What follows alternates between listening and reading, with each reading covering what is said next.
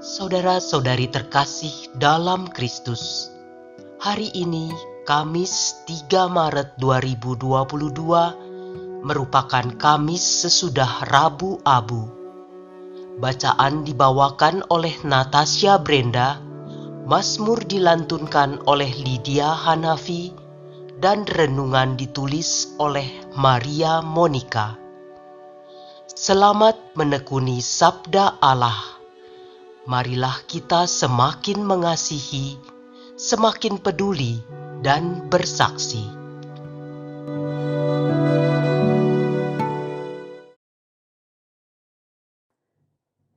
Bacaan dari Kitab Ulangan, bab 30 ayat 15 sampai dengan 20. Di padang gurun di seberang sungai Yordan, Musa berkata kepada bangsanya, "Ingatlah, pada hari ini aku menghadapkan kepadamu kehidupan dan keberuntungan, kematian dan kecelakaan. Karena pada hari ini aku memerintahkan kepadamu untuk mengasihi Tuhan Allahmu dengan hidup menurut jalan yang ditunjukkannya dan berpegang pada perintah, ketetapan, serta peraturannya. Dengan demikian, engkau hidup dan bertambah banyak dan diberkati oleh Tuhan Allahmu di negeri yang kau masuki untuk mendudukinya. Tetapi, jika hatimu berpaling dan engkau tidak mau mendengar, apalagi jika engkau mau disesatkan untuk sujud menyembah kepada Allah lain dan beribadah kepadanya, maka pada hari ini aku memberitahukan kepadamu bahwa pastilah kamu akan binasa dan tidak akan lanjut umurmu di tanah kemana engkau pergi menyeberangi sungai Yordan untuk mendudukinya. Aku memanggil langit dan bumi menjadi saksi terhadap kamu pada hari ini. Kepadamu kuperhadapkan kehidupan dan kematian, berkat dan kutuk.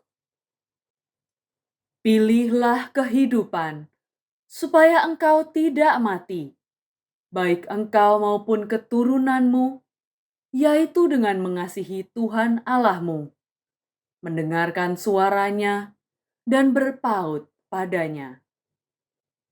Sebab hal itu berarti hidup bagimu dan lanjut umurmu untuk tinggal di tanah yang dijanjikan Tuhan dengan sumpah kepada nenek moyangmu, yakni kepada Abraham, Ishak dan Yakub, untuk memberikannya kepada mereka. Demikianlah sabda Tuhan.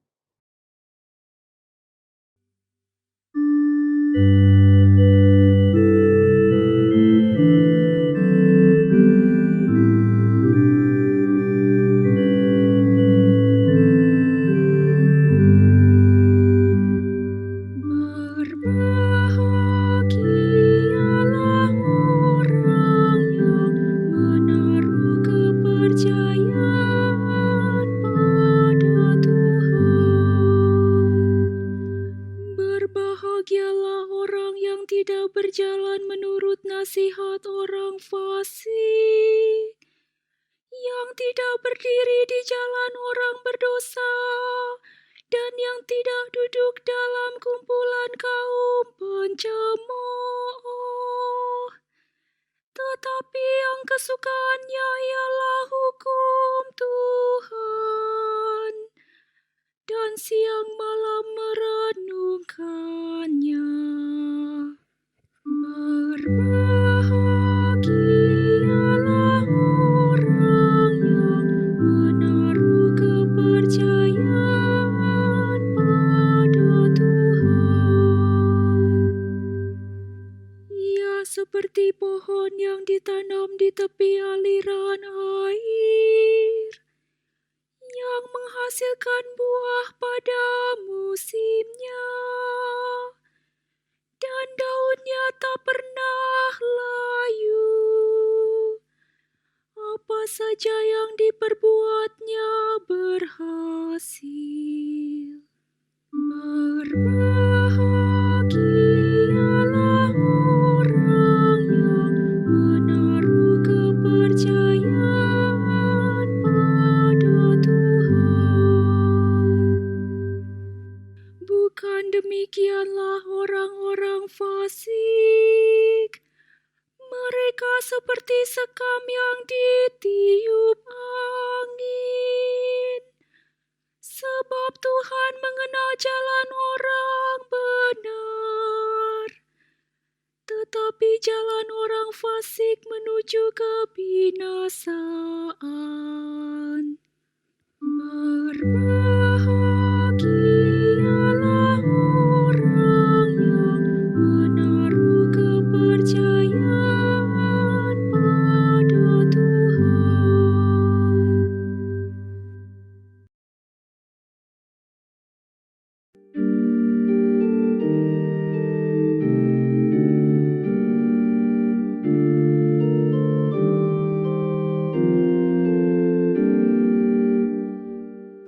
Terpujilah Kristus Tuhan, Raja mulia dan kekal. Bertobatlah, sabda Tuhan, sebab kerajaan surga sudah dekat. Terpujilah Kristus Tuhan, Raja mulia dan kekal.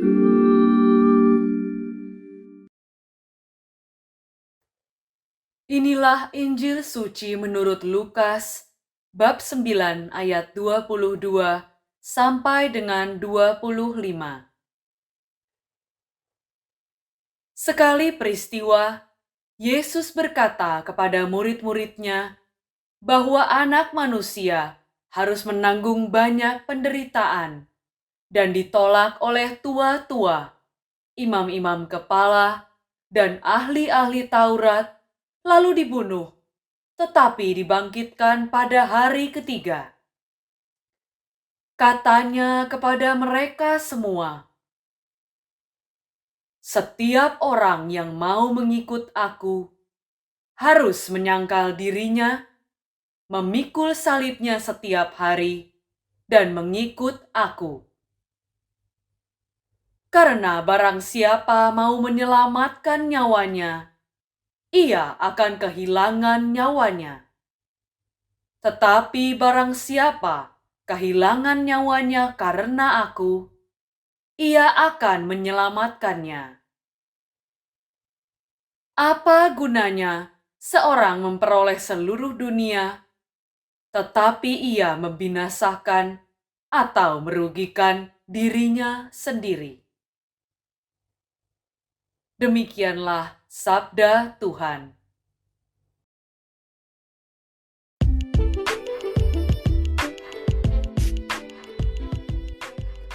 Menjadi manusia yang sudah selesai dengan dirinya. Renungan dibawakan oleh Maria Monica.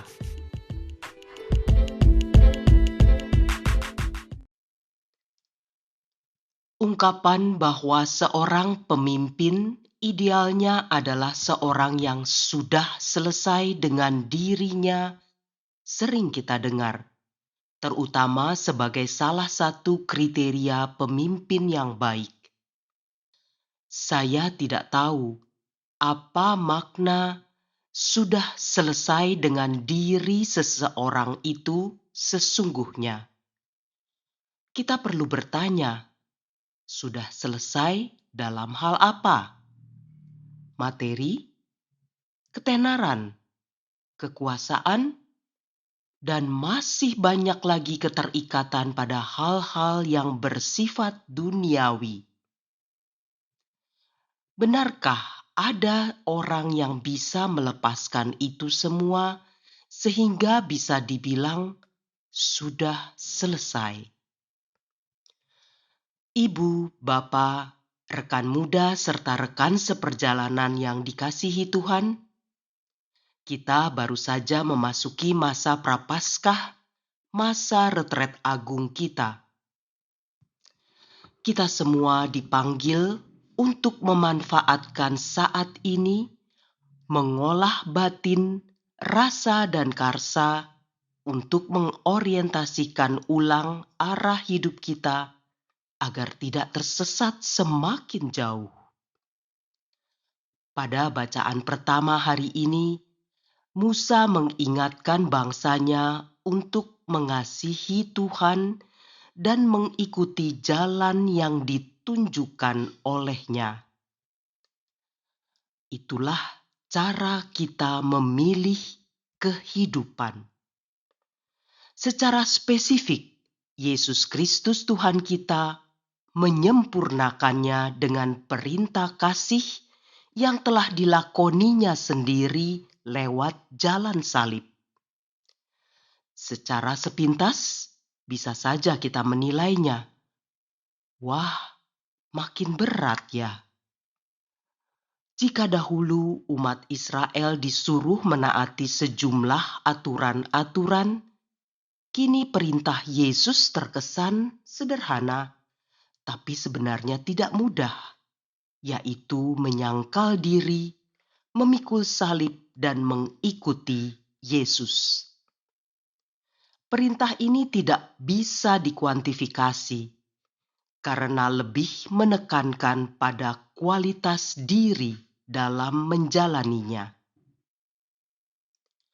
Ada seorang pembicara yang pernah mengatakan, sebenarnya kita harus malu jika mengeluh berat untuk mengikuti perintah Yesus itu. Ia mengatakan, Yesus yang adalah Allah, Sang Pencipta sendiri, mau masuk ke dalam ciptaannya itu, bahkan martabatnya dijatuhkan serendah-rendahnya ketika ia dianggap sebagai penjahat yang paling hina dengan dijatuhi hukuman mati di salib. Bukankah itu penyangkalan diri yang amat luar biasa? Dari pencipta mengambil bagian dalam dunia ciptaan dan dibuang serta dihina sehabis-habisnya. Kita masih ingat, hukuman salib adalah hukuman yang paling hina pada zaman itu. Tapi kita tidak perlu berpikir terlalu jauh. Kita bisa latihan menyangkal diri dengan tidak melakukan apa yang kita sukai dan justru melakukan apa yang tidak disukai. Mengurangi kegemaran berbelanja dan mengalihkannya menjadi sumbangan yang disalurkan kepada mereka yang kurang beruntung adalah langkah dalam mengikuti jejak sang guru yang penuh belas kasih. Latihan pengendalian diri ini hendaknya dilakukan bukan karena terpaksa, melainkan dengan rendah hati, ketenangan, kesederhanaan, dan damai sejahtera. Dapat dikatakan penyangkalan diri adalah bagian dari memikul salib itu sendiri. Salib atau penderitaan adalah jalan yang harus ditempuh untuk mengikuti Yesus. Saya mendapatkan catatan menarik dari pengajaran Santo Agustinus yang diambil dari situs web katolisitas.com. Menurut Santo Agustinus, ada dua macam salib yang harus kita pikul, yaitu salib jasmaniah dan salib rohaniah. Salib jasmaniah adalah menahan nafsu yang tidak teratur yang berhubungan dengan panca indera. Sedangkan salib rohaniah adalah apa yang telah diajarkan oleh Tuhan Yesus untuk mengekang dorongan tak teratur dengan pengendalian diri seperti yang telah disebutkan sebelumnya. Kita dipanggil untuk memikul salib kita untuk mengendalikan tubuh dan pikiran kita mengatasi godaan yang merasuki diri kita. Maka saya membayangkan jika kita dapat terus mengendalikan diri seperti itu, barangkali itulah proses langkah kita menjadi manusia yang sudah selesai dengan dirinya, yaitu langkah yang telah paripurna yang dilakukan Tuhan kita Yesus Kristus sebelum menyerahkan nyawanya di kayu salib dengan berkata, "Sudah selesai." Kita bangga mengikuti Dia, Sang Manusia sejati yang benar-benar sudah selesai dengan dirinya. Marilah berdoa. Tuhan Yesus, kami mau mengikuti Engkau, menyangkal diri, memikul salib kami masing-masing. Ajar dan kuatkan niat kami untuk menjadikan masa Prapaskah ini sebagai kesempatan kami melatih diri untuk melaksanakan perintah-Mu itu dengan menjunjung penghormatan pada martabat manusia melalui tindakan nyata dengan cara semakin mengasihi, semakin peduli, dan bersaksi. Amin.